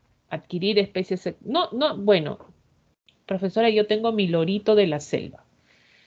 Bueno, los monitos, he visto monitos incluso en las casas, ¿no? Especies exóticas no hay que adquirirlas, porque no son de domésticas, ¿no? Necesitan su hábitat. Ya se convierten en invasoras, por ejemplo, ellas, ¿no? Estás adaptando a estas especies a un hábitat nuevo. Entonces, ahí viene el problema. O tienden simplemente a desaparecer, mueren, ¿no? O habitan y comienzan a habitar esa zona con otras situaciones que van a generar depredar otros recursos que no depredaban antes. Entonces, asumir las 3 R's, ¿cuáles son? Reducir, reutilizar y reciclar. Elegir productos y servicios sostenibles para reducir su impacto en la naturaleza, actuar de manera responsable en la naturaleza, no hacer fogatas, no tirar basura, llevarse ningún ser vivo a ningún lado, ¿ya? Chicos, con eso de no tirar basura ya es bastante, ¿ah? Un montón, ¿ya? Reducir el uso de energía y combustibles, exigir a los gobiernos el cumplimiento de las normas que protegen la biodiversidad. Y esto también nos falta a los peruanos. No exigimos, estamos ahí tranquilos, ¿no? Pero bueno, creo que lo que se trata es que todo esto no se pierda. Somos un país que tiene gran biodiversidad, uno de los países con más amplia biodiversidad en el mundo, ¿no? Pero lo podemos perder si es que no hacemos buen uso de todo. Bueno, chicos, nos vamos a las preguntas rapidito. Dice, los recursos naturales son bienes materiales de la naturaleza y estos son aprovechados por las sociedades humanas para contribuir a su bienestar y desarrollo de manera directa o indirecta.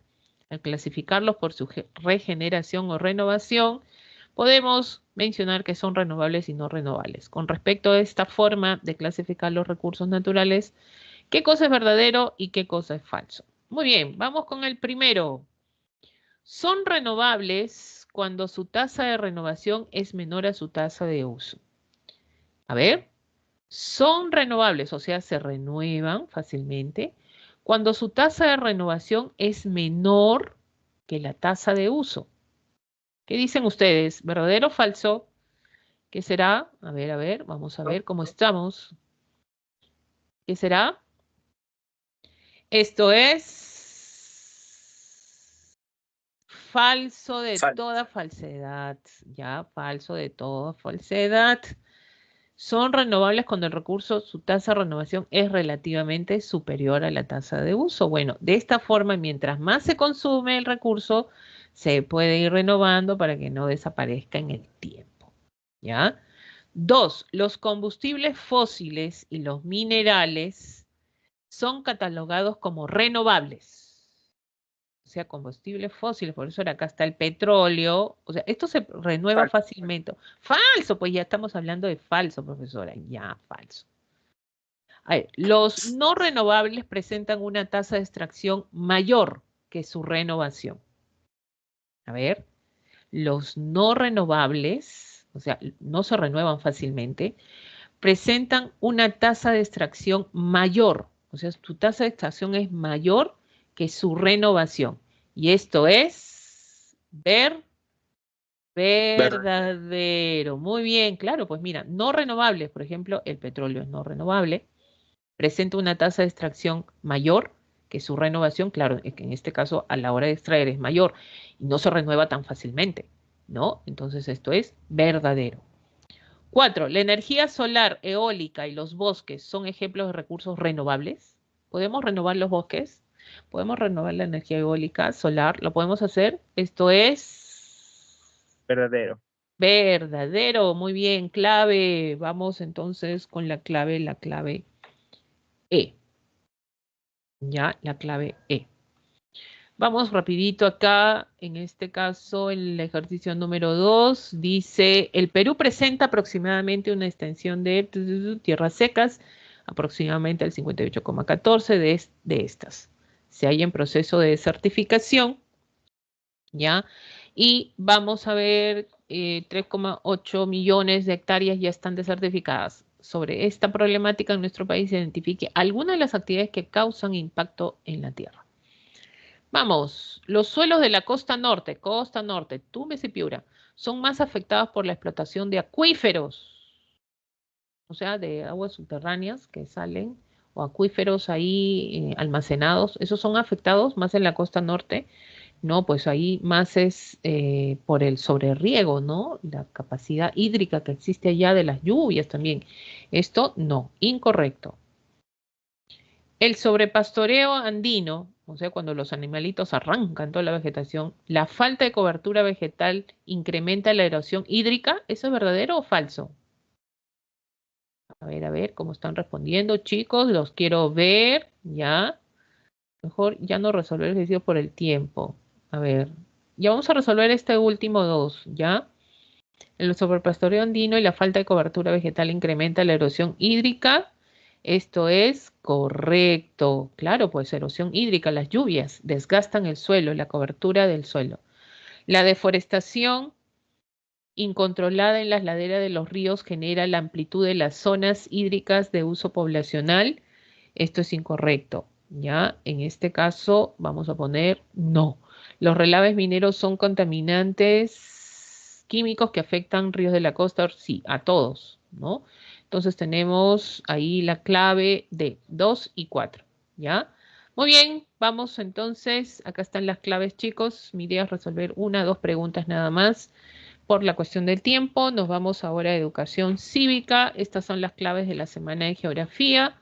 Nos vamos a la parte de cívica, ¿ya? En el caso de cívica tenemos aspectos que fundamentan nuestra peruanidad. Bueno, es un tema donde se habla del sentido de pertenencia, costumbres, tradiciones. ¿Es lo mismo una costumbre que una tradición? Eso vamos a ver, ¿ya? ¿Es lo mismo? ¿No es lo mismo? Sabemos que nosotros somos un país diverso. Si es que no hay alguna pregunta, voy a revisar a ver, ya, verdura, yo vino igual, Eric, ya. Sí, a veces se me pasa el tiempo, chicos, disculpen. A ver, vamos, entonces, Perú, país diverso. El Perú es uno de los países culturalmente más diversos de América Latina y del mundo. Bueno, ahí se atribuye, eso también lo vimos las clases pasadas, tenemos la diversidad de pueblos originarios, variedad geográfica, culturas extranjeras que han venido. Esto contribuye a nuestra gran diversidad en este caso, pero sabemos que al ser un país diverso viene nuestro problema. ¿Por qué, profesora? Porque somos diferentes, tenemos diferentes expresiones y manifestaciones, o sea, somos diversos, no pensamos lo mismo. O sea, no somos un país como Rusia, de repente, ¿no? Como Inglaterra o como los argentinos, de repente, que tienen una estructura más sólida en su identidad. Nosotros somos variedad. Desde la variedad geográfica, que en la variedad geográfica tenemos qué cosa, expresiones de climas diversos, entonces ahí es donde se han establecido diferentes culturas, ¿no? Y eso hace que no nos entendamos, pues. Somos tan diversos que no nos entendemos. Entonces, la idea es esto, ¿no? Generar el sentido de identidad que nos vincule a todos nosotros. Entonces, ¿cómo forjamos esa identidad, esa peruanidad? Es por eso que dice aspectos que fundamentan nuestra peruanidad. Como les dije, peruanidad no solamente significa que tú vivas en el Perú o que hayas nacido en el Perú y listo. No, eso se forja con el tiempo. Y para forjar esto está basado en qué. ¿En qué nos vamos a guiar para forjar esa peruanidad? Bueno, nuestras tradiciones, ¿ya? Nuestro destino, ¿no? Nuestra cultura, ¿no? Constituyen la idea que nosotros conocemos que es Perú, ¿no? Y eso se va a forjar a través de la educación, de la comunidad, de la misma sociedad.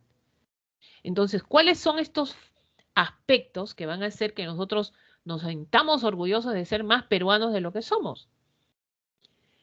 Bueno, una cosa es nuestra historia y tenemos que generar, conocer una historia, no varias historias, para forjar esa identidad que nosotros denominamos peruanidad, ¿no? ¿Qué hizo en nuestra historia? ¿Qué hicieron nuestros antepasados? ¿Cómo forjamos esa historia que hoy lo conocemos?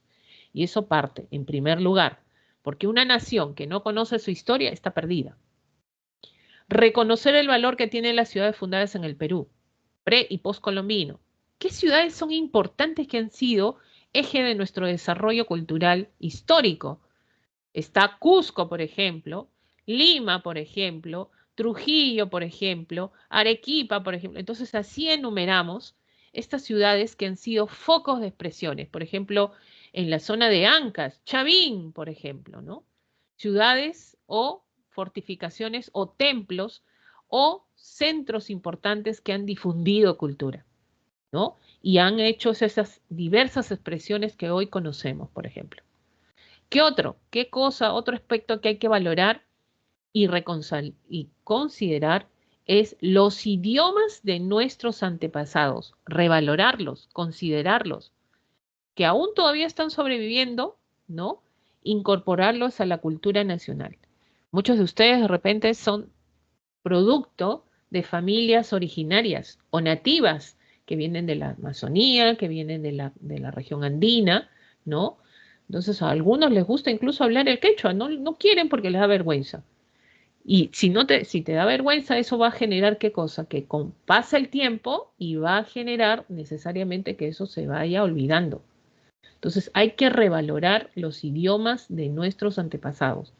Muchos de ustedes de repente pueden generar ese tipo de expresiones, ¿no? Por ejemplo acá, ¿no? Nube, puyu, guaira, viento, lluvia, para, rumi, ¿no? Son expresiones que se pueden dar y generar, no son necesariamente con el quechua, ¿no? También hay otras, en este caso, hay otras lenguas originarias nuestras que identifican a tu ser, ¿no? Valorar las técnicas diseñadas por los antiguos peruanos en la construcción de obras de infraestructura agrícola que permitieron el aprovechamiento de los suelos. Revalorar esas técnicas ancestrales, tradicionales, que todavía se utilizan hoy en día. Por el caso de los andenes, en el caso de los incas, ¿no? Ahí está Moray, por ejemplo, en la zona de Cusco, donde es un centro de laboratorio agrícola que tuvieron los incas, y miren cómo esto nos enseña y cómo nos dejaron y nos dijeron, miren, nosotros hemos hecho esto, ¿ya? Supérenlo. A ver, supéralo tú, ¿no? Eso te dicen. Los antepasados te dicen y te manifiestan de esa manera. Apreciar las manifestaciones folclóricas autóctonas y las que surgieron producto del mestizaje. Todas nuestras manifestaciones folclóricas no son autóctonas. Ya la mayoría hay aporte de otras culturas, ¿no? Más que nada de la cultura europea, en este caso africana, que también tenemos diferentes manifestaciones. Entonces, sin discriminarlas, ¿ya? No es porque tú eres de la costa, profesora, yo soy de la costa, yo no bailo de la sierra, o si yo soy de la sierra, yo no bailo de la selva ni de la costa. No es así, sino hay que enseñarnos y hay que generar, por eso en el colegio te enseñan diferentes danzas de todas las regiones del Perú, para que tú te identifiques no con una región, sino con el Perú, porque eso somos, la diversidad, ¿ya? Asumir el concepto de interculturalidad. ¿Qué cosa era interculturalidad? Sobre todo el respeto, la capacidad de reconocer e incorporar la diferencia como una constante en la vida contemporánea. El respeto hacia las otras culturas que están coexistiendo contigo en el mismo territorio. Incluir en la vida nacional a millones de peruanos que organizados en comunidades campesinas y nativas están poblando el territorio alejados de los beneficios que otorga la civilización. Esto es más que nada tarea de quién? Del Estado, la famosa inclusión, ¿ya? Esto es la inclusión donde se tiene que ya incluir a todos los que están dentro del territorio nacional, dentro de la organización de lo que nosotros somos como Estado, ¿ya? Entonces, se tiene que fomentar la participación porque todos al final somos peruanos, ¿no? Y de eso se trata, ¿ya? Entonces, son los aspectos que están generando este sentido de, en este caso, de peruanidad. Es por eso también que se habla del sentido de pertenencia. Es como decir, yo pertenezco a esta expresión cultural o me representa o yo represento. Es una forma de adhesión de los rasgos distintivos de la cultura que implica una actitud consciente, comprometida de una determinada colectividad en cuyo seno el sujeto participa activamente. Entonces, esto tiene que ver mucho con lo que es la identidad nacional. Se puede definir como el sentido subjetivo del individuo. Es como que tú digas, profesora, yo soy peruano, te estás identificando, es un sentido de pertenencia, pero también digas que al ser peruano soy, en este caso, ayacuchano, por ejemplo, ¿no? Entonces, mi sentido de pertenencia va dentro del Perú, pero me identifico con la región, en este caso, pues, andina, ayacuchana, de repente, ¿no? Entonces, se refiere a eso, ¿ya? En la existencia de diversos elementos que la cohesionan y hace única, ¿no? Y ahora, todo esto de generar quién eres, a dónde perteneces, a dónde te ubicas, por ejemplo, está a cargo de quién, está a cargo del Estado, instituciones civiles, los medios de comunicación también que se dan, ¿ya? Que están para difundir todo esto, lo que es sentido de pertenencia. Por ejemplo, hay un canal del Estado que habla de los viajes del Perú, por ejemplo, una persona que viaje, te hace conocer lugares que ni tú te imaginas, pero que existen dentro del Perú. ¿Y eso qué te hace entender a ti? Te hace entender que oh, qué bonito el lugar, qué paisaje, ¿dónde queda? Ah, esto está en Apurímac, qué bonito, qué hermoso. Te hace quererlo, te hace sentir orgulloso, te hace sentir que algún día vas a ir por allá, ¿no? Y eso está dentro de tu país. Entonces, los medios de comunicación son un elemento importante para la difusión del sentido de pertenencia, sentido a dónde estamos siendo involucrados nosotros como peruanos, qué nos forja, cómo, ¿ya? Con los elementos objetivos de los cuales se asienta el sentido de pertenencia en la comunidad son la lengua, la religión, la cultura, la etnia, ¿no? Que son prácticamente parte de estos elementos que conforman cómo me identifico en una cultura. Bueno, ¿qué es lo que vamos a ver acá? Dice acá, nuestro país es pluricultural. Profesora, este término está referido a que en nuestro país coexisten diferentes culturas. Ya tenemos diferentes culturas, a eso se refiere, con una geografía variada, alberga diversas tradiciones y costumbres que se celebran en todo el país. Algunas de ellas tienen origen milenario, algunas han perdurado en el tiempo, otras más modernas se suman a las celebraciones ancestrales, teniendo acogida o interés popular. ¿no? Es por eso que nosotros vemos, en este caso, por ejemplo, ya tenemos a generar tradiciones y costumbres, ¿ya? Las tradiciones es una manera de pensar, dice acá, comportarse, por ejemplo, o de hacer algo que a lo largo del tiempo las personas de una determinada sociedad o familia han hecho de forma similar, que se transmite de generación en generación. Las costumbres son las inclinaciones, los usos, las formas de carácter distintivo de una nación o un grupo de personas, en una sola persona practicar una tradición. Profesora, no entendí. Miren, las tradiciones en nuestro país, como son transmitidas de generación en generación, vienen a ser nuestras festividades, ¿ya? Nuestras festividades vienen a ser nuestras tradiciones. Las costumbres vienen a ser los usos, ¿no? Generalmente una tradición no cambia, ¿ya? Se da. Lo que cambia siempre a veces son las costumbres. Por ejemplo, una tradición es la Semana Santa en Ayacucho. Ahora, la Semana Santa es en Lima, en Ancash, en Ayacucho, ¿ve? Pero es la Semana Santa, la tradición. O sea, como tal, la Semana Santa es una tradición, que incluso no solo es en el Perú, ¿ah? La Semana Santa también se da en otros lugares, en otras jurisdicciones de otros países. ¿No? Entonces, las festividades, como tal, la Semana Santa, es la tradición, ¿no? Que se ha transmitido de generación en generación. Ahora, toda tradición tiene sus costumbres, ¿ya? Toda tradición tiene sus costumbres. ¿Cuáles son las costumbres de la Semana Santa? ¿No? Profesora, la costumbre es salir en procesión, ¿ya? En este caso, generar las alfombra de flores. Miren estas costumbres. Profesora, ¿estas costumbres pueden cambiar? Sí, pueden cambiar. Con el tiempo pueden cambiar las costumbres, ¿ya? Pero las tradiciones son más fijas.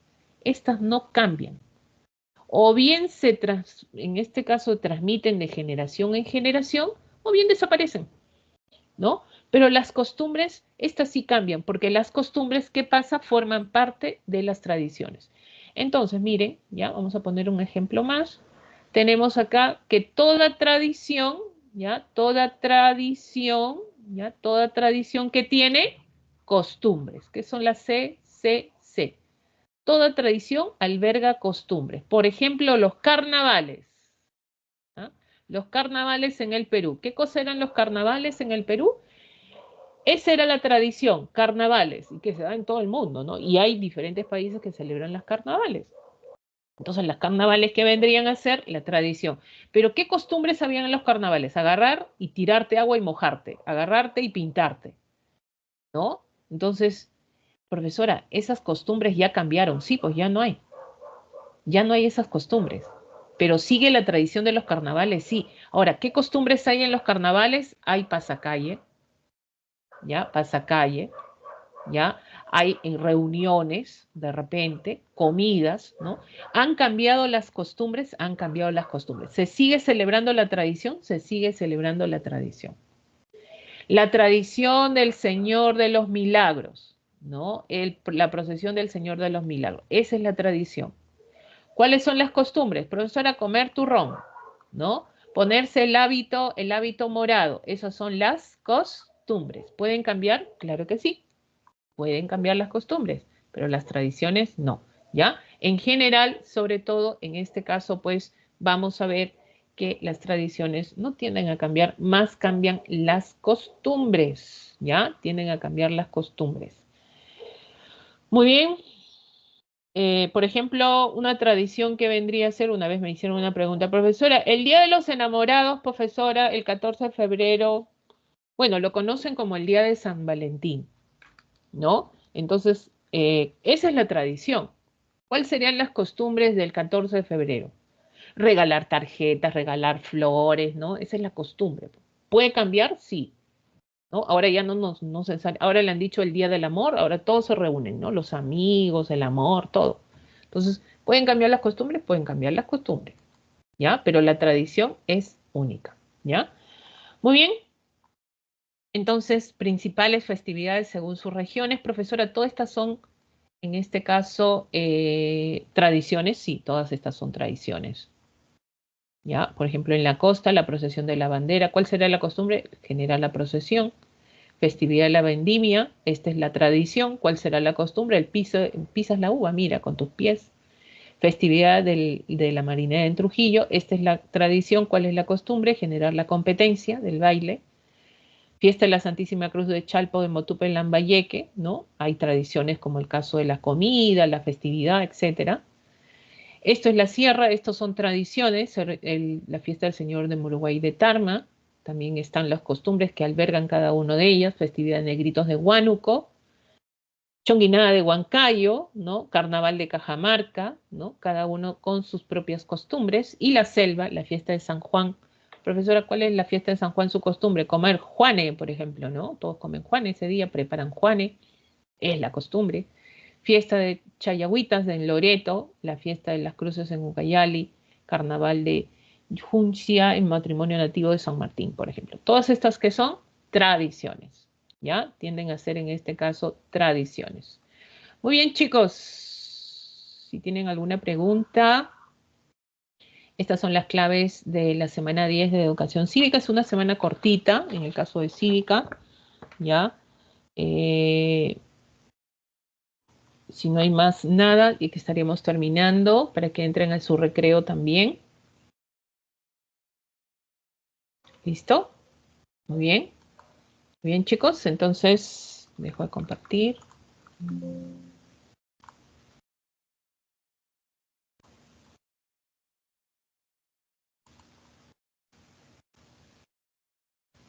Muy bien. Gracias a ustedes, chicos. Cuídense, a seguir estudiando.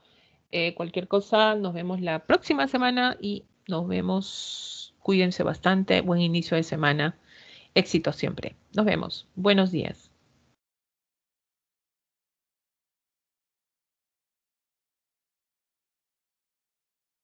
Gracias. Cuídense.